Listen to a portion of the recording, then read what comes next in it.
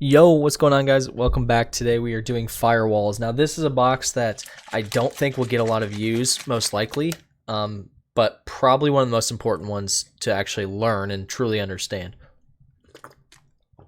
If you think I'm wrong, hit that like button, hit that sub button. But I honestly, it's not a flashy one. It's one that anybody can do. So usually the only boxes that get a ton of views are the ones that, not anybody can just get through. This one, anybody can get through. So let's go ahead and do the introduction. First off, this is part of one of the paths. I don't know. It looks like red team firewalls. So this is part of the red team path, I think, maybe. But either way, let's get into it. The introduction. This is what an IP header looks like. And this is basically just showing you the information that's involved with a packet header, right? So you can see you're going to get the data. Then you have the options in the padding, destinations, address, source address, and protocol. Those are the three. The reason they have them highlighted in red, those are the three that we're going to focus on, okay? So this is what we're going to actually look at. Now, a firewall is software or hardware that monitors network traffic. It's important that you know that because a lot of people think of firewalls as hardware specifically. You can put a firewall on any hardware. It's just software, and it can work just fine. So, and here's exactly all it is. It's as simple as it is. It monitors network traffic, compares it to a set of rules allowing it to pass or not pass, right?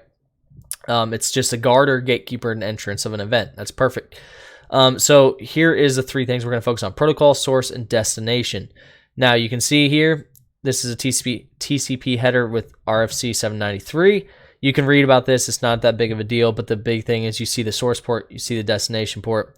Depending on the protocol field, the data type, and the IP datagram, blah, blah, blah, blah, the common ports or common protocols are TCP, IDP, and UDP and ICMP. You're going to see these all the time. TCP is connection-oriented. UDP is connectionless. That's usually the main difference. Then ICMP packets you'll see with ping and stuff like that. So in the case of TCP or UDP, the firewall should at least be able to check the TCP and UDP headers. So again, it's going to check at minimum for the source port and destination port. That's why I keep saying it, because it's going to check at minimum, right?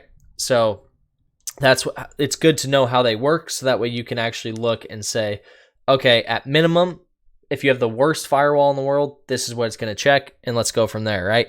So warm-up questions. If you want to block telnet, which TCP port, most of you can probably do this without even actually looking anything up, but if you can't, that's fine. Check this out. So if you want to do block telnet, which TCP port would you deny? 23. If you want to allow HTTPS, which ports TTPS or HTTPS is basically what they're asking, 443. Alternate TCP port for 8 is 8080 for HTTP. This is used actually fairly often. And then you allow SNMP over SSH. In this one, if you just look on the registry, 5161. Okay.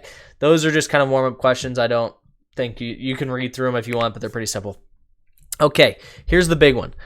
Okay, hardware and software firewalls. What's the difference? One, hardware is physical, right? It's a physical device. It is a server or whatever that is designed for a firewall. The operating system is a firewall, right? So it is its own hardware piece. And then software firewalls is something you're installing on top of whatever it is you want. So this is a piece of software that comes bundled with the OS. So you can put it on top of your Microsoft Windows. You can put it on, so like I think Windows is Windows Defender or whatever. That would be the software version, right? You could disable it and your operating system still works just fine. On a hardware firewall, if you disable the firewall portion, it doesn't really make any sense, right? That's the whole purpose of it. So you would just basically have a useless box at that point. So now we can also classify firewalls into personal or commercial. This is pretty self-explanatory, exactly what it is. Personal, you're going to use for your own network, smaller networks, things like that. Commercial, they're going to be medium to large networks. They're going to be larger scale. They're going to be more expensive. They're going to have a lot more administrative overhead, that type of stuff. So from the red team perspective, it is the most crucial classification would be based on firewall inspection capabilities. This is true. So you can see is we're thinking about firewalls and the abilities of the OSI model. So what they're saying here is at minimum, okay, here you can see, all right, so remember firewalls focus on layers 3 and 4, which is network and transport, right? And then it says to a lesser extent 2, but that's fine. As long as you know they're on these two network and transport layers of the OSI model. If you don't know the OSI model, look it up. Easiest way to remember, please do not touch Steve's pet alligator. super easy. That's the way I learned it. There's a bunch of different ones, but so based on the firewall abilities, we can list the following firewall types. So this is where you start getting into what you need to know, because if you're attacking a firewall and you need to know what kind it is, or else you're risking just basically getting yourself blocked very quickly.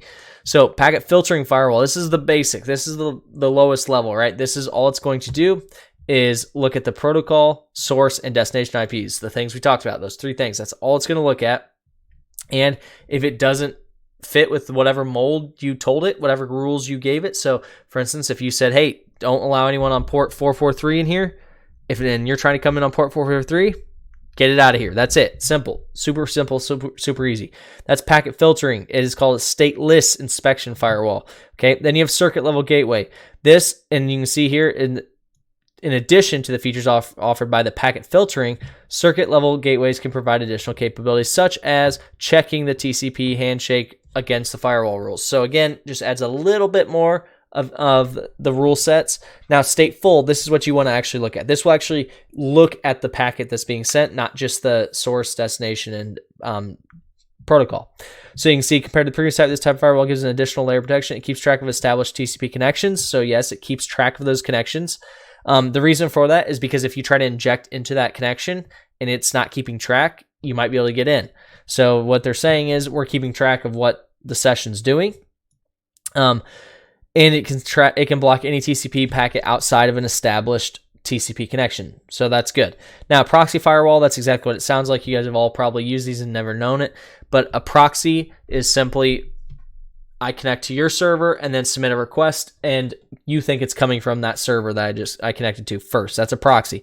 The proxy firewall allows it to actually take in what you're doing and inspect it, and it can take as long as it wants, right? Because it's going to then forward it on. So it allows it to actually handle all requests, ingoing, outgoing, and actually inspect the packet payload instead of being limited to the headers. So it's going to actually inspect what's happening. Then you got next-gen firewalls. Okay, this is a very broad range of firewalls, but it does offer the highest protection. It can practically monitor all network layers, so it can monitor anything you want. And it can actually completely break open a packet if you want and look at it if you want it to, right? Now, there's caveats to this and stuff like that, but we're not diving into that here. And you can see it's going to give you examples of the different ones. Juniper, it has the same features as next-gen firewalls, but is deployed in the cloud. Okay, so these are, I didn't even see that one. So cloud firewalls or firewalls as a service. This is pretty common in any cloud infrastructure.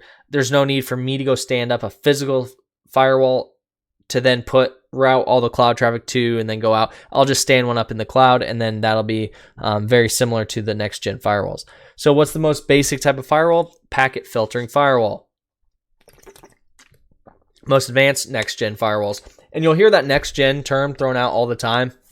If you're ever purchasing a firewall, look at what the firewall is offering, because next-gen just means next generation, right? It doesn't mean anything necessarily. I don't think there's a requirement to be labeled as next gen.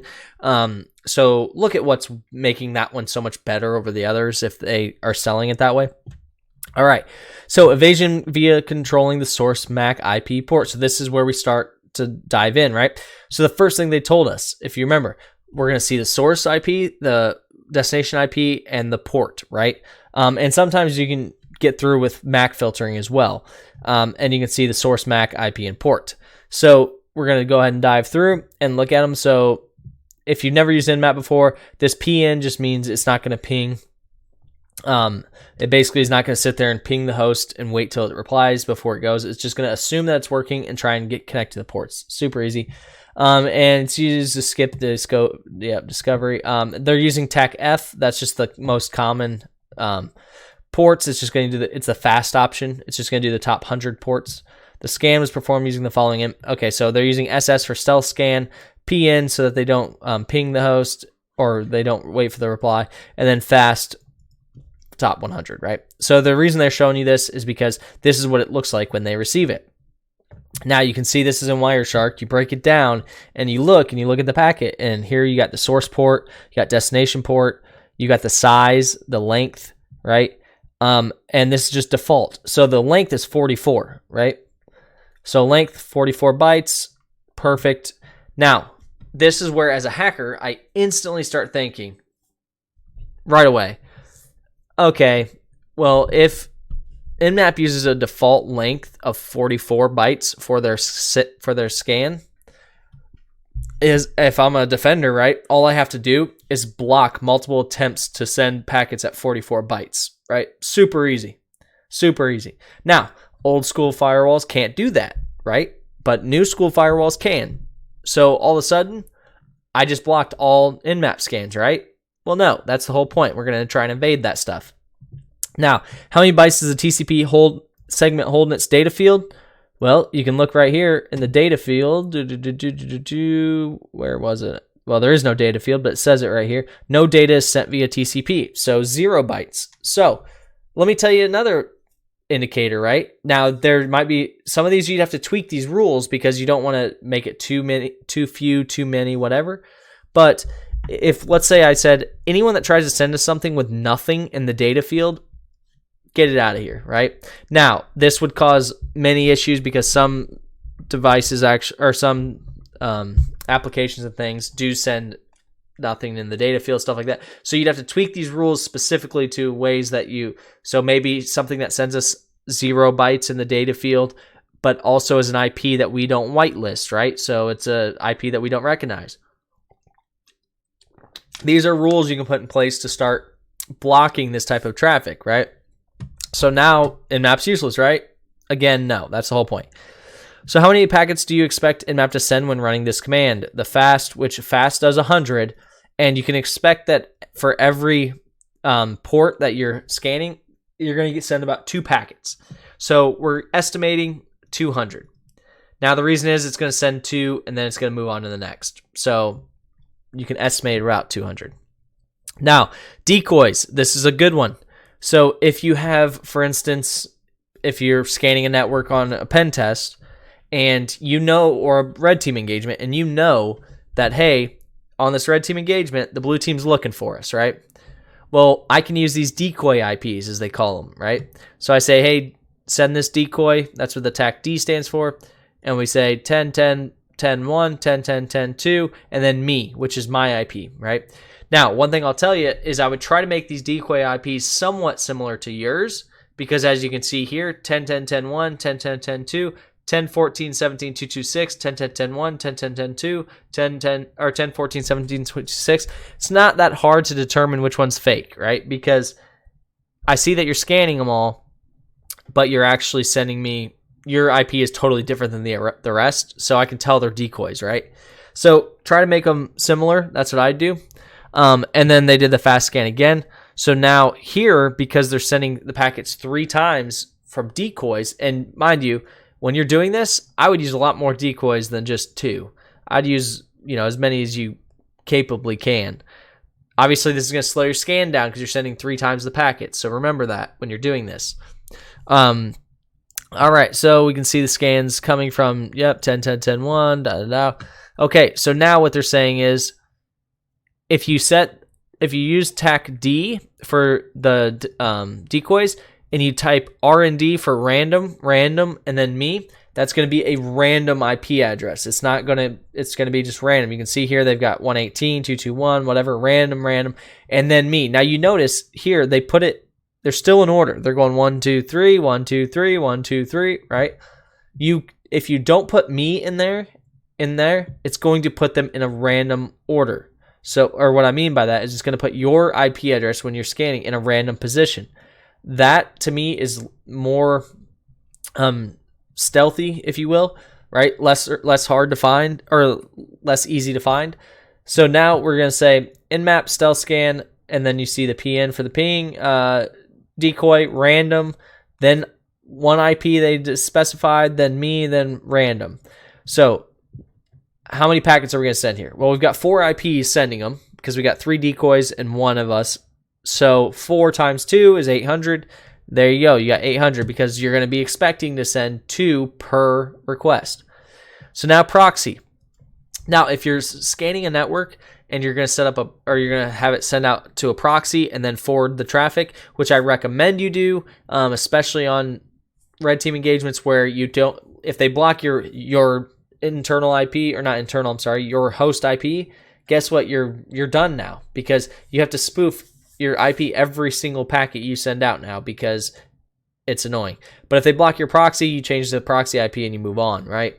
So that's why I recommend the proxy. But if you want to use a proxy, all you do is you run nmap, then you say proxies, give them the proxy URL, and boom, run it. And now it will look as if it's coming from your IP, or from the proxy IP. So what do you expect the target to see as the source?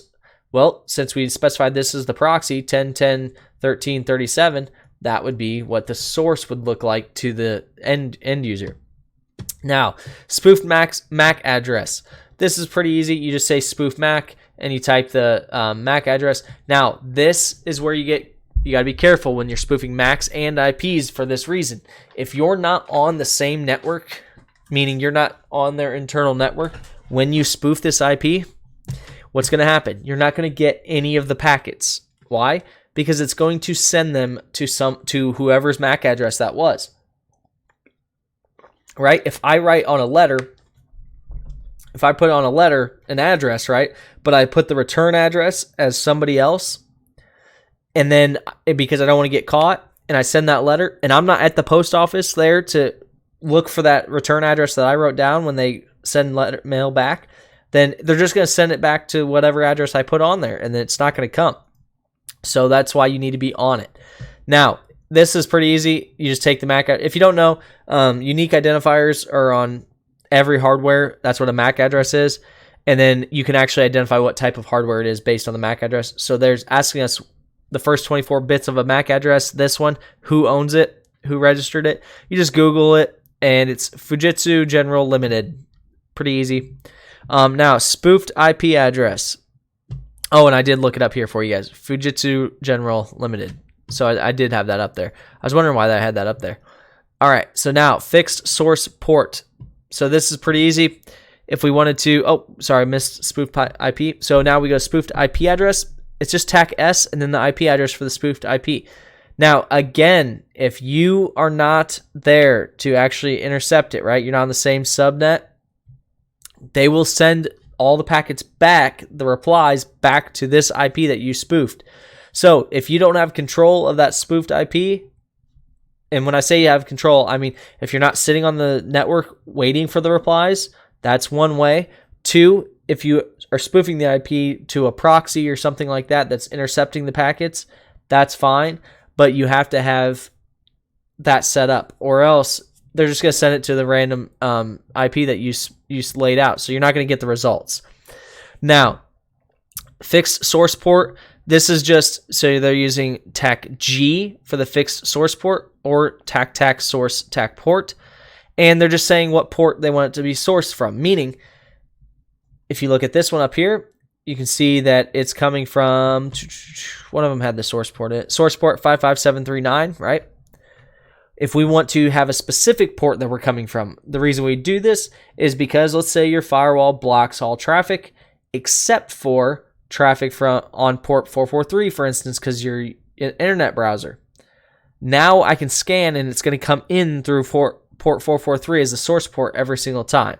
Okay, that's the whole point. Now here it's saying you decide to use nmap scan for open UDP ports. You notice that nmap to discover doesn't give you much results.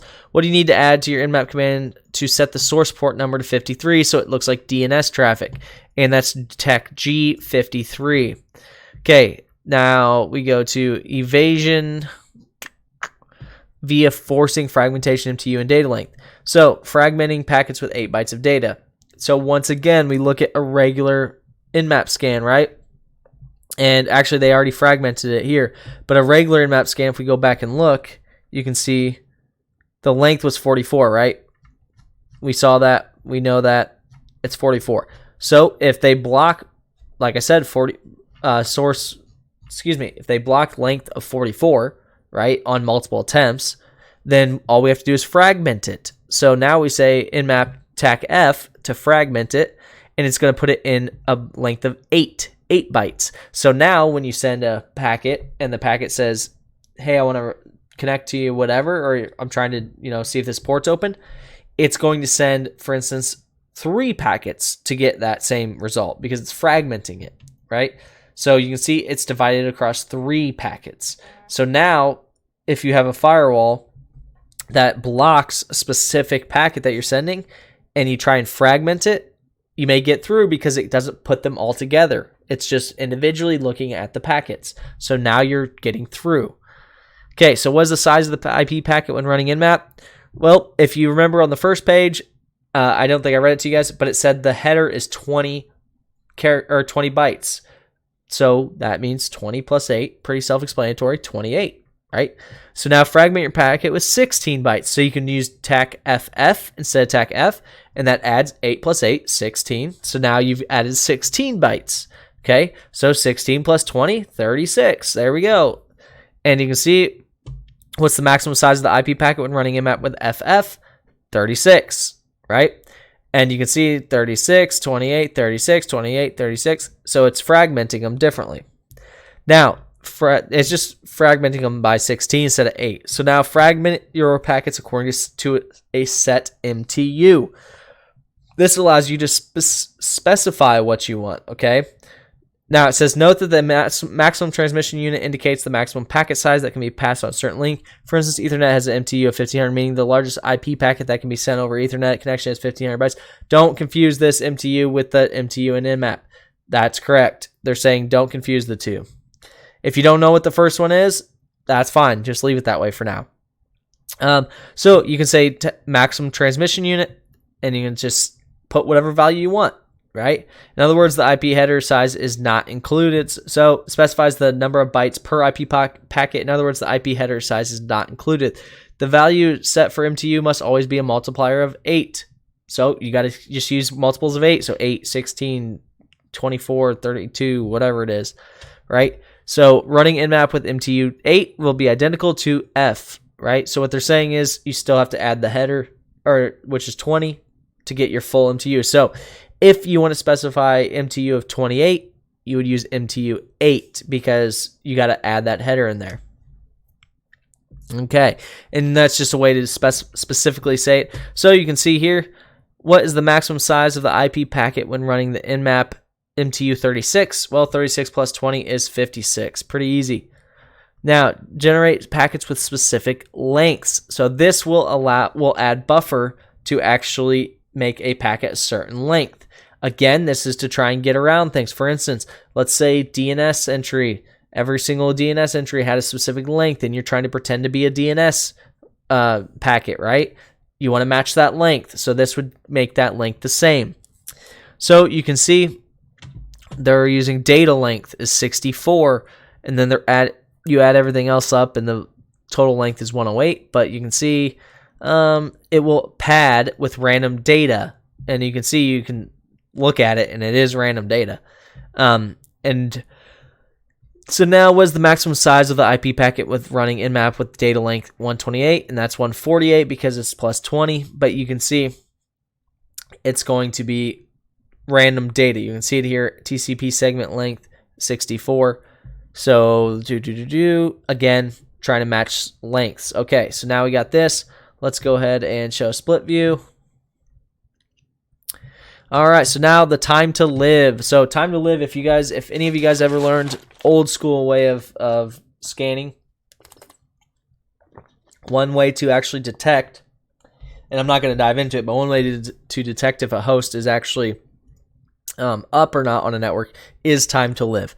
But I'm not going to dive into that now, but it's a pretty cool little backdoor trick.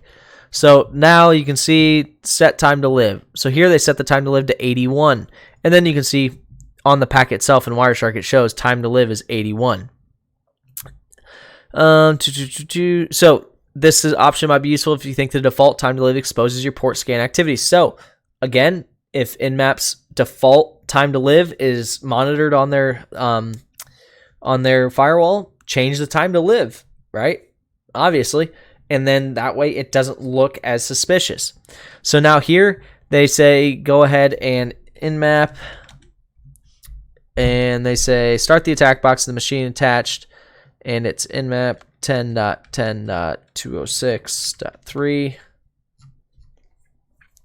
and they said use the time to live of 1. So we'll use the exact same command they are, and they want us to use time to live of 1. And of course I did it backwards.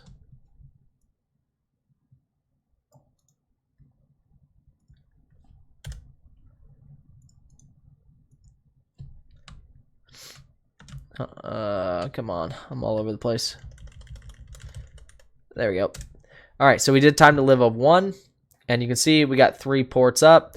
Now, one thing to keep in mind they do say is it will change if you're on the VPN versus on the actual attack box. Why would that change? Because the time to live is only 1, so it can only do 1 hop before it's going to die. Here we have no hops. We just go directly to it, because we're already on the attack box. So now if we set time to live to 2, I'm not even going to do it because you can see it's going to ask how many ports. It's 3. The reason they have you set it to 2 is pretty obvious, because on your VPN, you'll need 2. So here we get the same result, but on your VPN, if you connected to the VPN, you'll get 2, or you'll need 2. So now set IP options. One of the IP header fields is the IP options field, and Nmap lets you control the values set in the IP options. So exactly what it says, IP options hex string, where the hex string can specify the bytes you want to use to fill the IP options field, blah, blah, blah, blah, blah, blah. So all you gotta do, put the correct hex in there, and then shortcut provided by Nmap using letters to make your requests.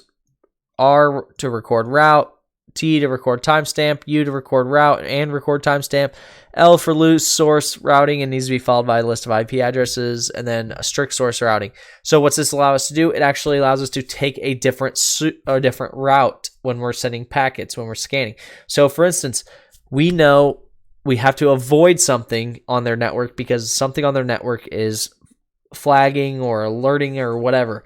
So we use a specific route that we can get around that. That's what they're saying to do with a strict routing.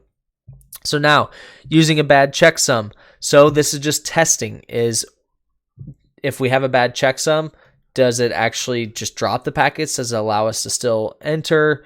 That type of thing. So all we're going to do is say same thing in map, but we're going to say bad sum.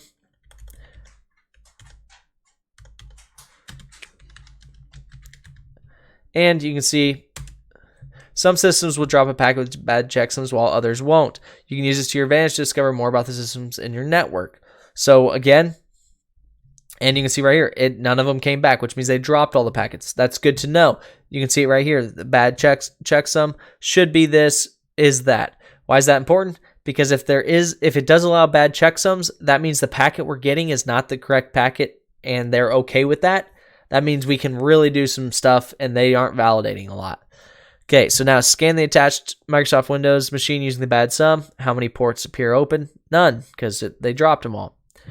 Okay, now let's go ahead and terminate that box, start this box, and talk about port hopping. This is evasion techniques. This is where we're getting into more intense stuff. So port hopping, port tunneling, and use of non-standard ports. So port hopping is a technique where an application hops from one port to another till it can establish and maintain a connection. In other words, the application might try different ports till it can successfully establish a connection. Some legit applications use this technique to evade firewalls. So you can see they tried on port 80, didn't work, 135 didn't work, port 443 didn't work, and then they were finally able to connect on port 8080. So they figured out, okay, I can connect on this one, right? In the following figure, the client kept trying different ports to reach the server till it discovered destination port not blocked by the firewall. We all know that, right? We all know how that works. But now it's showing that we're not using Nmap anymore. So we'll clear this out. All right, so there's another type of port hopping where the application establishes the connection on one port and starts transmitting some data. After a while, it jumps to another port. This makes sense because you don't want to be tracked, right? When I say tracked, I'm saying if a blue team detects you, the first thing they're going to start doing is following that stream of data, figuring it out. But if you can jump to another port to transmit the data, then all of a sudden, hey, it's harder to figure out where they're going, what they're doing. It makes it much less likely to be caught. So we're using Netcat. They're just using Netcat, LVNP for listener. So listens, provides verbose details, doesn't resolve host names via DNS, and then specifies the port. So they specified 1025. So we want to test if the target connect machine. So this is how we're testing the actual ports that we can connect to. So LVMP, and they want us to use 1025. So now we're listening, and then we go here, and we say, this is for later. But we go here, and we say, hey, what's going on here? We have a command. Well, can we reach out and connect? Nope, the IP changed. So we got to go to the new IP. 10.10.5. 135. So obviously in a real situation, 10.10.5, 135. Right? That seems like the right one, right? Okay, so 10.10.5, 135. We should be able to go to the website here. It may not be up yet. Let's see if it might be using HTTPS. 10.10.5, 135. 10.10.5, 135. Yeah. Maybe it's just not up yet. Yeah, it just wasn't up yet. Okay. So now we go ahead and we look at it. What they want to do here is they just want to see, can we actually connect to this, right? Because we say incat, and then our IP, which is 10, what was our IP? 10.10.105.34. 10.10.105.34. Do we get a connection here or not, right? So we know if we go 10.24, that's not going to work, right? Because we're listening on 10.25. But if we go to 10.25 and we submit it, we'll wait for it to say success. You can see it's listening. Did it submit yet? Command submitted. It's listening, but we didn't get anything back. Why is that important? Because that tells us it didn't get through, right? So let's try 10.10.24 or 10.24, excuse me. Right, so now we're listening on 10.24. 10.24, we hit submit. Did anything happen? We'll see if it actually happened.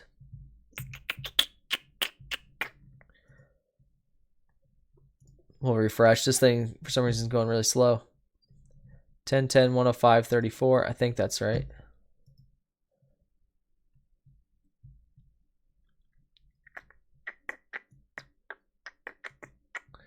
Maybe 10.10.105.34. 10.10.105.34. 10.24. Okay, so for some reason it's not allowing us to.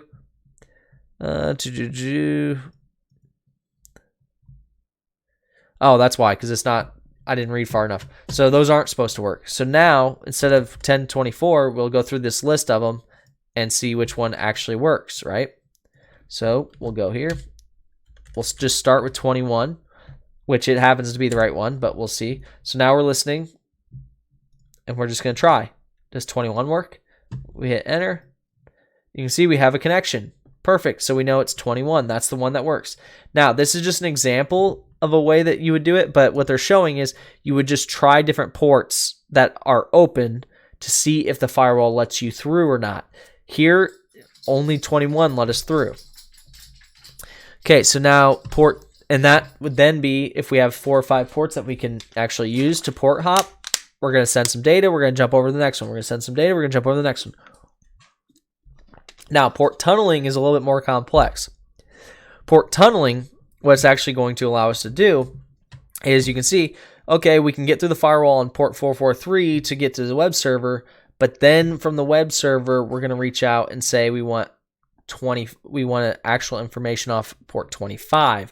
So what it's going to do is actually allow us to switch ports, kind of port forwarding, if you guys have ever done this. So port forwarding, somebody connects to your router at home, and then when that packet comes in, it forwards to a different port to go directly to your machine. That's what we're going to do here, but we're going to show you how to do it kind of in a different way, because we're going to do it on the actual machine itself. Like, we're going to stay on one machine, and I'll show you what I mean. So we say incat, LVNP, and got to remember what port they say. Okay, the web server is listing on port 80. Firewall is blocking traffic to port 80 from an untrusted network. Okay. However, we've discovered that traffic to port 8008 is not blocked. Okay. So we'll try 8008. Okay. And then you can see, we'll just do the taxi. And then we'll say ncat. And then the target server will just be localhost because we're doing it all on this machine. And then you can see from here, we're going to say port 80. So what this is going to do is it's actually going to listen on port 8008 for anything on port 80 and forward it. So this will actually allow us to, here you can see, it'll allow us to get the results we want. Even though the firewall is blocking it, we're using the port that is open to get to the port that's closed, or not closed, but not allowing us to exfil the data. So we wait for it to say command successful. Then we'll say HTTP 10.10.5.135. And if I remember, it was port 8008. And there you go. You can see that we actually got the flag. Now, I know some of you may say, okay, well, why does that matter? It's not a big deal. Well, if we refresh, let's see if we can get this to close out here. This flag actually isn't usually there. It's usually an error. You don't get it. But because we're actually reaching out, so this 8008, that's actually pulling information from port 80. We can't access port 80. So you can see here, if we just go here on port 80, we get nothing. It just sits there and spins because it's dropping it. But that's where this flag is. But what we did is we actually just went to netcat and we said, hey, netcat, we'll be listening on port 8008, but we want you to actually get this information, right? Anything that goes on this port 80, send it over this way. So now it gave us a way to get past that firewall. So there's the flag. If you guys didn't see the flag, it's right. Where did I go? There's the flag. Now, evasion using non-standard ports. So we'll go ahead and minimize this for now. So here we're using create a backdoor via the specified port number. Lets you interact with the bash shell. So on the attack box, we can run this to connect to the target machine and interact with its shell. Okay, so all they're saying here is set up a listener here. This is something that you guys should be familiar with, but this is basically creating a backdoor. And you can see we're continuing to use the web form from task 6, knowing that the firewall does not block packets to destination port 8081. So we know it doesn't block packets to 8081, right? So we're going to say netcat LVMP, and we know it's 8081 because keep the packets or the ports in mind because they change them just barely. Earlier I typed the wrong one. Now we're going to listen for incoming packets, but this is something you should all be familiar with or have seen before. But we can say bin bash. So what this says is when we connect, open a bin bash shell, right? Open it up, let us connect to it. So we say submit that form, wait for it. And this thing moves slower than molasses here. Command submitted. Okay. Now here, we'll say ncat, and we'll just say, hey, 10.10.5.135. And then what did we say it was? 8081. And now we're ls, we're in it. Present working directory. So we say, who am I? Because it's asking us what is the username associated with who you're logged in as, and it's tryhackme red team. So you can see that's just showing you a reverse shell bypassing a standard port, meaning we already know 8080 works and 80 works, but 8081 actually allowed us to get through that by using a non-standard port and bypass it. So now this one is talking about next-gen firewalls again. This is all the abilities that it has. Integrate firewall in real-time intrusion protection. So this is true. What you can do is actually have next gen firewalls automate some of this stuff for you, so that in a second something happens, instead of just alerting, it can actually block it right then. So there's actually some really cool stuff you can do with these.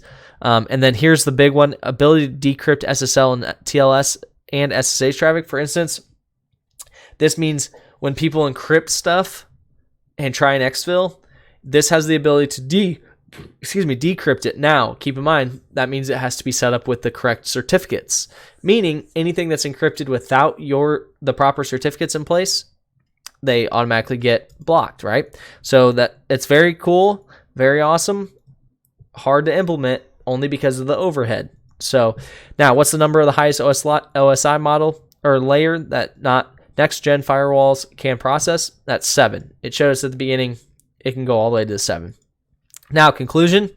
Here is a nice little cheat sheet, and then it just kind of talks about what you could do. Now, the reason I think this is such a good box to learn if you guys don't know firewalls is because most people that go a security route, they never do a networking route. And when you don't know networking, this is what usually prevents you from getting to that next level. So make sure you guys check it out. Try and get around some firewalls, do some bypasses, and just have fun with it and enjoy it. Let me know if you guys like this content. Hopefully you guys do. Thanks, guys. Have a good day.